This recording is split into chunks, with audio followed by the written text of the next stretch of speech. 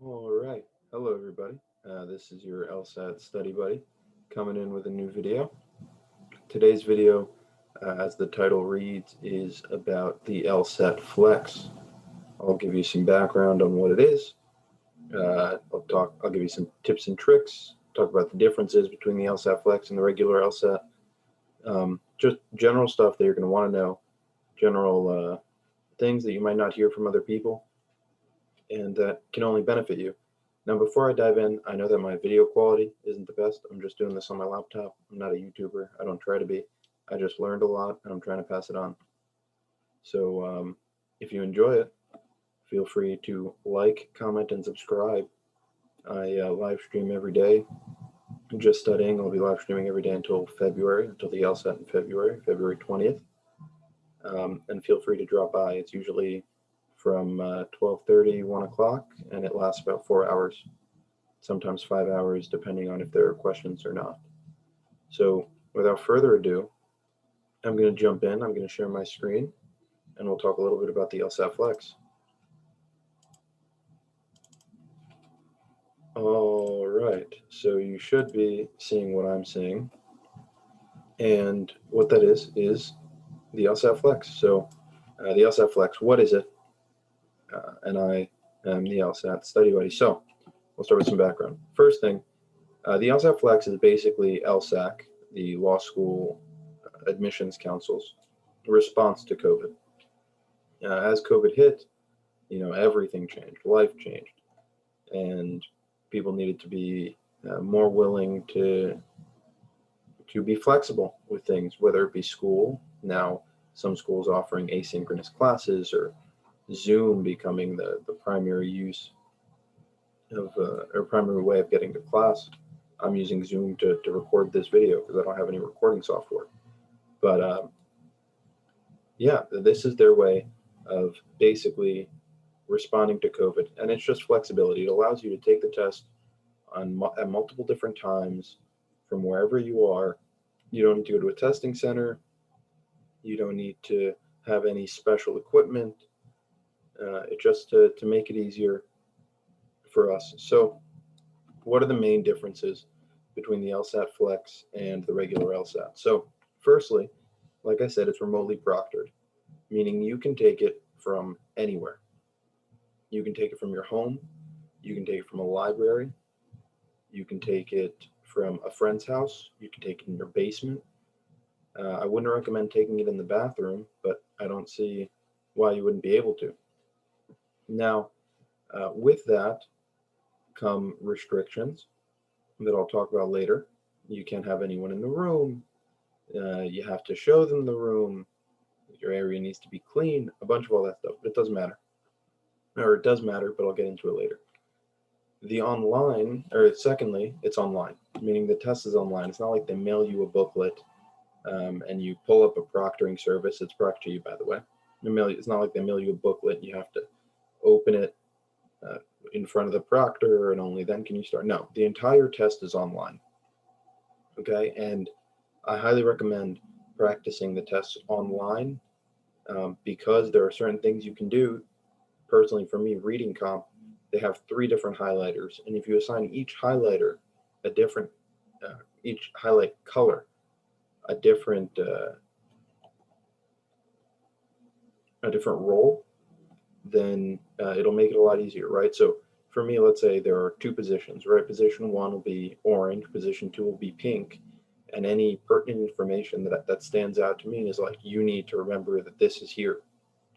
Then I highlight that in yellow, and I can refer back super easily, and it makes it a lot easier. Also, you can use Control F, Control Find on reading comp. So if you remember a phrase, or you're looking for a specific phrase or a word, just Control F and do it. Totally allowed. Third thing, it's 3 sections instead of 4. Now, that makes it a reading comp, a logical reasoning, and a logic games. There's no more logical reasoning, or no 2 logical reasonings. There's no experimentation section. None of that. There's 3 sections. And with that comes the scoring. Each section is 33% roughly, right? They're not all 25 questions. but it's roughly 33%. So for those of us, or for those of you, I guess, like me, who logical reasoning is your second, if not best, section, as opposed to, I guess, for me, it's reading comp. Reading comp is my worst. Having this scoring change is tough, right? So, for example, I took a practice test today. I scored a 174 on a four section LSAT. If it was one of the logical reasoning sections, which I happened to get a perfect score in, it was nice. It would have been a 174 on the flex. But if it was the other logical reasoning section that I got two wrong in, I was at a 172. So it's a lot. It's a big change. Personally, reading comp's my worst section. If logical reasoning is your worst section, the LSAC just lowered 50% of the test to 33. So you should be pretty happy. Lastly, the writing sample. Now, the writing sample is interesting. It opens up, I think, a week before your test day, but you don't have to do it. You don't have to do it on test day. You don't have to do it a week after test day. I did mine 2 weeks after test day, mainly because I didn't do it the day of, and I forgot about it. And then it was like 2 days before they were releasing scores, and I had completely forgotten. So I had to remember, and I had to do it that day, and I ended up getting my LSAT score late. The point is, it doesn't change your score. It has no impact on your score whatsoever. It's just a writing supplement. You want to do well on it because it does go to law schools. I don't know if they look at it, they don't look at it, but you want to do well. It's pretty simple. It's 35 minutes. You write a 1-page, 1.5-page essay. It's not bad. But yeah, you can do it whenever. It won't affect your score. You just won't get your score until it's done. Personally, I don't recommend doing it before your test because that week before test day is stressful. It is stressful, and yeah, you really don't want that on your mind. Just push it off, but don't forget about it. I've heard people recommend say do it right after your LSAT-Flex. Do it like a fourth section. You should be studying like there are four sections. Just do a writing instead of a fourth or a second logical reasoning. Okay, so that's what's different. Now, probably the part that most of y'all are or most of you that are watching this, the part that you're watching for is your your tips and tricks. I have 10 of them. I have 5 pre-test day tips, meaning studying tips, how to get ready, and so on and so forth. And then I have 5 test day tricks, meaning things you can do on test day that you might not know about, that some people might not know about, but can definitely help you. So first, let's do the tips. Tip number 1, you study for the LSAT, not the flex. Okay? The test is 3 sections, yes. But when you're studying, don't study to do a 3-section test. Study to do a 4-section test. Right? Let's say you're playing sports. Let's say you play soccer. Right? I used to play soccer. I played soccer my entire life up until college. When you go to practice, right? The game is 90 minutes long. Right? But practice is longer. Always. Right? You're not gonna practice for 90 minutes and then assume you can play a game for 90 minutes because it's 2 different calibers, right? Even if you practice like you play, you always want to have extra in the reserves. You don't want to be dying in the last 5 minutes of the game, coughing and wheezing. You don't want your brain to be tired on those last couple questions on the flex or on the LSAT. This is a big test. It means a lot. Practice for a longer test. Practice the 4 sections. Not only that, but doing a 4th section always, or doing more, is going to prepare you more. So you get more in per day, you get more practice, you'll get better. Second is I guess really up to the person, but personally, what I would recommend is not to be stingy. What I mean by that is, I'm not saying go out and do $500 per hour tutoring lessons with a specialized tutor. All I'm saying is don't hold money back because you don't think you're going to see it again, unless obviously you're in a position where you can't. Of course, in that case, you can't, and there's nothing you can do about it. But if you can, this is definitely something where you want to be able to spend it. And the reason I say that is because every point or two can equate to thousands of dollars in scholarship. And if that point or two is something you get for spending, I don't know, $500 on a set of books, or a class that costs you, let's say you get a class that costs you 1,500, it raises your score 6 points. You're gonna see that back either in scholarships from the school that you wanted to go to and would have got in with your score without the class, or in getting into a better school that's going to set you up with a better job that makes more money. The money comes back, okay? This is a big test. Where you go to law school sets up your entire life. Um, and you want to make sure that you set yourself up for success. Don't be stingy. Third is consistency. What do I mean by that? Consistency in studying. Make sure you're studying every day, okay? I'm not saying study 7 hours a day, 8 hours a day, every day, but you're studying every day, whether it be an hour, 2 hours, two sections, one section, whether it be just a specific question type, you do 10, it doesn't matter. But make sure you're studying every day. And when you study, make sure that you're using the same mechanisms that you use on test day. Meaning, on test day, you're not going to look at the answers before you read the question. So don't do it when you study. On test day, you're not going to look at the answers before you understand the question. So don't do it when you study. On test day, you're going to make sure that you understand which question type the question is. So make sure you do that when you study.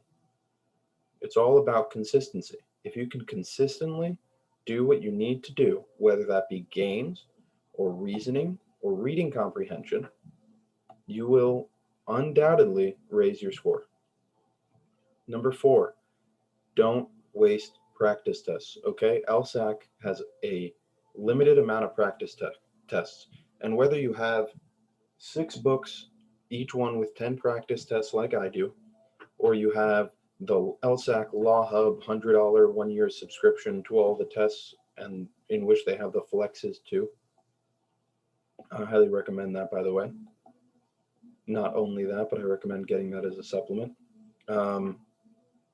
Don't waste practice tests. Okay? They are hard to come by, and once you've seen a question, you'll remember that you've seen it. Okay, so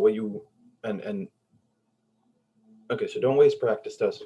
Focus on specific things, right? So let's say you're going through your question types. Find questions of that question type and work on that. Or do a logical reasoning section without timing yourself.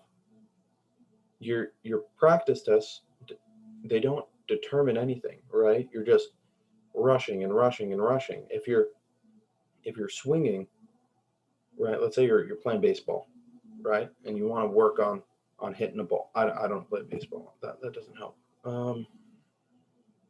Basically, you want to put yourself in the position that you're going to be in, right? And you want to develop a skill. When you develop a skill, you don't want to develop it in the game. You don't want to you don't want to start playing a game and develop a skill in the game, because you're going to lose, right? You want to practice. You want to take your time. You want to learn the form. You want to make sure that when you kick that ball or swing that bat or whatever, others shoot that ball, one-handed, not two, but you want to make sure that you're doing it right. So that way when you do it in the game, you're doing it right. But you take it slow. You go one at a time. You focus on form. So don't waste practice tests. Focus on form. Make sure you're there. And then start doing practice tests. Don't start doing timing until you know that you get most of the questions right, if not almost all of them, without timing. And lastly, don't overdo it. You'll burn yourself out, right? I saw someone I saw a post on Reddit actually. The girl goes, or guy, girl, anonymous poster. I think there was a feminine. I think it was Isabella, something like that. Was in the username, and the user said, "I've taken 2 practice tests a day for the past week, and I woke up today and I couldn't get out of bed. And my brain was tired." Don't do that. Don't do that. Practice, but don't kill yourself. First of all, doing 2 practice tests a day is ridiculous. Doing 2 practice tests a day will burn you out, and you're not going to learn anything. It might feel good to get a score if you're already scoring there, but you're not getting any better. What's the second practice test going to do? Just make you more tired. I'm already there. Don't overdo it. Do enough. I'm doing 4 hours a day. That's it. That's all you need. Just focus on consistency. Focus on getting questions right, not on how many you do. And then we have our test day tricks. Number 1, health, food, and sleep. Make sure you get a good night's sleep. You've heard this all the time. Make sure you eat a good breakfast. Heard that all the time. Personally, I am a massive fan of sugar loading. What I mean is, it's a test. It's roughly 2 hours. Before that test, I will consume so much sugar, enough to wire my brain to be moving as fast as it can for 2 hours, 3 hours. I don't care. I'm going to fill my body with sugar. I'll crash after. That doesn't matter to me. I will be as wired as possible. Some people say don't do that. You won't be able to focus. Everyone in their own. Point is, be healthy. Sleep, eat. Okay. Second is have a clean space. When you get to the proctor screen, they're going to ask you to show all 4 walls of the room you're in and your table and under your table to make sure that you don't have any notes, any unnecessary papers, and so on and so forth. What you can have is on the LSAC website. Definitely check it out. But you got to make sure your room is clean, or not your room is clean, but the walls are clean. You got to make sure that there are no electronics nearby. You got to make sure your tabletop that you're working on is clean with nothing on it except a couple sheets of paper, pen, pencil, whatever it might be. Under your desk is clear. And second, if you live in a house with people, like I guess if you haven't moved out already, or you moved out but you're with roommates, make sure they know you're taking the LSAT, okay? And kick them out. All right. I told my mom, and I'm staying at home during COVID. I told my mom to take my siblings, take her, my dad, everyone out of the house. You can come back in 2.5 hours. I cannot have you here. I cannot have your noise. I cannot have anything. Get out. Okay? And do it nicely. But this is one of the most important tests of your life, if not the most important test, I guess, except the bar. But one of the most important tests of your life. You need to do well. Get your place quiet. Kick everyone out. Make sure it's clean. Make sure you're ready. And don't do that on test day. Okay? You don't want to wake up in the morning and start rushing to clean up. You want your head clear. Okay? Third thing, your proctor on Proctor U is human. Okay? These proctors are used to proctoring middle school math tests. Okay? They don't know what you're doing. They know that they have to proctor you. They don't know what test you're taking. Talk to them beforehand. Tell them this is the LSAT. Tell them this is your law school admissions test. Get to know them. Speak to their humanity.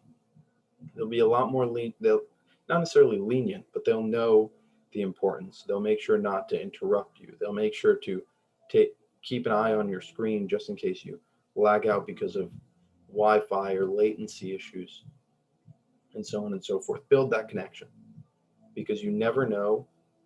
You know, your test might crash, and if they know that it's an important test, they'll keep an eye on you, and all of a sudden your clock stops. You only missed a second, and you're back in. Well, once you get back in there, like we stop the time, and so on and so forth. It's important. Build that connection. Tell them it's important, and so on and so forth. Next, take your time to start. All right. Once you get in to the test, once they've checked your computer, they've gone through all the testing, they give you a link, and you click on the link, and it takes you to the LSAT. But before, it says it welcomes you to the LSAT, whatever, and then you have an option. It has like a little thing and a little blurb that has a button that says start. You are under no pressure to take 5 minutes before you press that start button. You have to stay in front of your camera. You can't move around. You can't walk away. But you can take, I'd say up to 5 minutes, take up to 5 minutes. Sitting there, breathing, getting yourself in the zone, relaxing, or hyping yourself up, whatever it is for each person. I like to hype myself up. I'm not a relaxed person. I'm a get at it, go for it type of person.